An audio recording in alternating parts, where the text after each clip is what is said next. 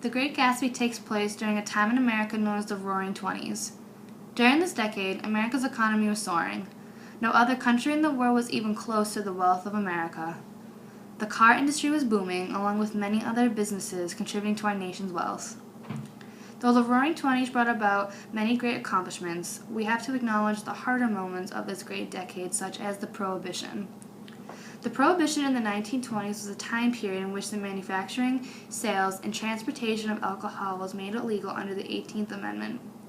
Though it was illegal to make, sell, and transport, the amendment failed to mention the actual consumption and possession of liquor being illegal.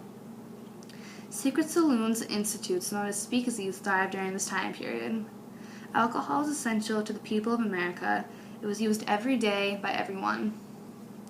The mob was vital to the distribution of alcohol in the 1920s. People who actually transported the alcohol were known as bootleggers. In the novel The Great Gatsby, F. Scott Fitzgerald focuses on one character who happens to make his fortunes bootlegging.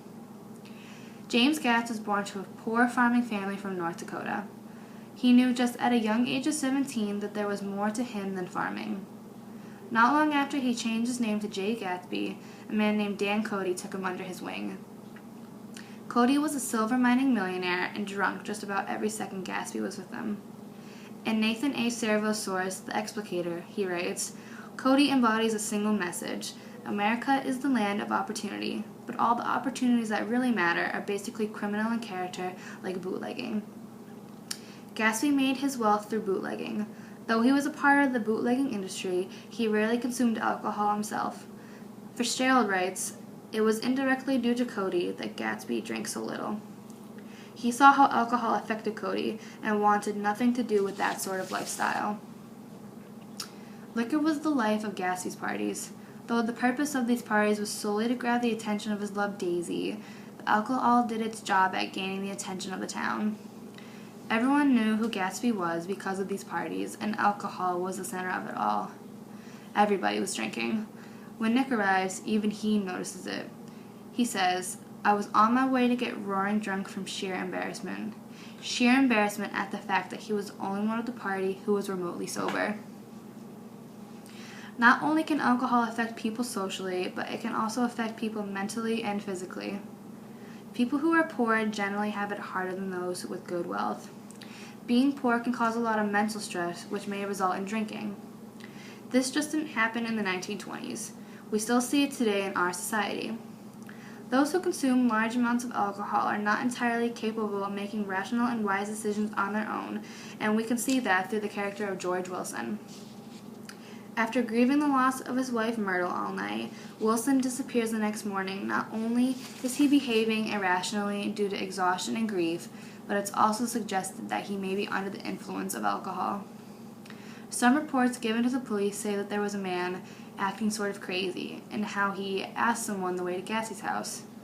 It's a fact that George Wilson was the murderer of Jay Gatsby, and after the police reports were made, it is assumed that he was drunk when decided and acted upon killing Gatsby, and then ultimately killing himself. There are many connections between Fitzgerald himself and his characters. The main connection, though, is alcoholism. Alcoholics and alcohol appear as central characters in his writings, and specifically in The Great Gatsby. It is said that his characters were created based on himself and aspects in his life. It is also said that Fitzgerald heavily drank while writing his stories. In an article written by Ladleton, it explains Fitzgerald's troubling childhood, mostly because he grew up embarrassed by his mother and alternatively proud and ashamed of his father.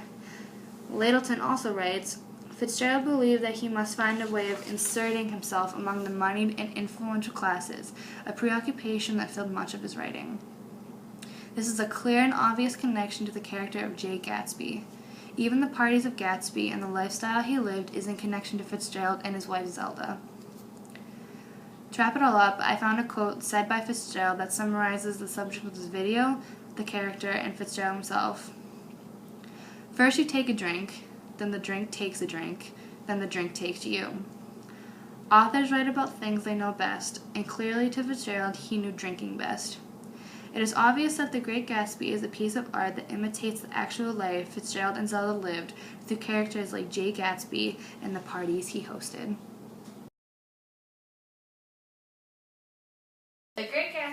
place during a time in America known as the Roaring Twenties.